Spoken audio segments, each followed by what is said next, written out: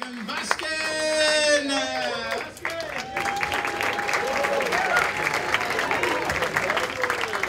y'all doing tonight? Good, good. So I was watching this show on the History Channel about famous spies and assassins, and I'm watching the show and I'm like, they're getting it all wrong. Because in my opinion, the greatest spy and assassin who ever lived was Waldo. That guy could blend into any crowd. With his silly ski hat and his scarf, and even with his striped sweater, he just fades into the background. He's probably here tonight, actually. Look. So message to the CIA, forget your drones, they're too expensive. We're under a sequester, just find Waldo. I'm addicted to medical shows on TLC. I was watching a show on amputees. And, yeah, they're hilarious, that's the joke. I didn't know this, but apparently, when you lose a limb, you always have the feeling of having that limb still. And you never forget quite the absence of that limb. And ever since I learned this, a question's been plaguing my mind. I mean, this is killing me. So I'm gonna ask it to the room. Do you circumcised guys feel like that ever? Do you have phantom foreskin? Do you ever just want to pull some skin back that's not there? Does that ever happen to you? TMI about me, I'm just curious about you. So, phantom foreskin, that sounds like an amazingly ineffectual superhero, actually. The more I think about it. I think of like Mr. Fantastic of the Fantastic Four, all rubbery and stretchy and elastic, but only about a half an inch. It's useless. I'm going to give you guys, she talked about the female experience of what she went through, and I'm going to give you kind of the flip side, the other side of the coin, if you will. And I'm a Middle Eastern man, and I know I don't look it. I am a TSA's worst nightmare, basically. I got my white skin camo on, too. And so I'm a hirsute man, and I love that word. It's basically an SAT word for just really fucking hairy. The origins are hair and suit, because that's what it looks like you're wearing all the time. And so I had this girlfriend, she's like, you know, it'd be really hot if you got a Brazilian wax, I'd go down on you all night, that'd be really hot.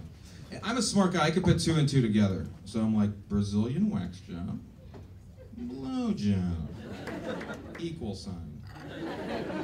So on her birthday, I decided to not let this magic formula, the genius of this magic formula, escape me. And I went in, and I don't know if you guys have ever gone through this experience, you just heard it, I'm actually relieved to hear that it's not so pleasant on the other side. But as a man, I went in and if you guys have never gone, let me just kind of describe the experience for you. You walk into a spa, and there's this ambient Navajo flute music playing, and there's incense, there's juice and cookies, because you will give blood. And all of this is meant to betray the horror of what you're actually going to go through. There's going to be a young woman, usually Slavic descent, and not being, you know, that's just generally what happens.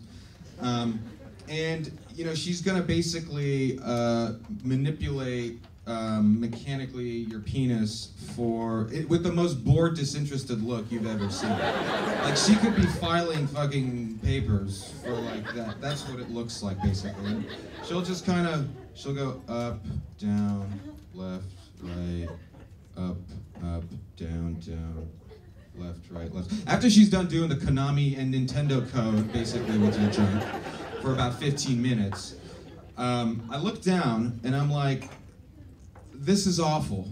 I basically look like I'm wearing a Speedo of pink dough. Because what doesn't occur to me is that as a really hairy man, you can't just work, you can't get shit a la carte, okay? Like, you have to be committed to that premise, okay? And so I'm like, all right, I'm not gonna get my legs done. I'm just not gonna get my legs done. So I said, let's work the top. Let's at least like see what we can do to blend. I don't know. So you guys have all seen the movie. You've seen 40-Year-Old Virgin and all that. So yeah, it's painful, it's awful. Medieval torture, basically. And so she works from the belly to the chest, working her way up to the shoulders, does the arms, the neck. She pretty much does everything. And then I finally, I get up from the table and have a chance to look at myself in the mirror. And this looks even worse. I basically look like a Sasquatch who's been stricken with alopecia, but only from the testicles up. And I'm like, I mean, I look like I'm wearing fur stockings.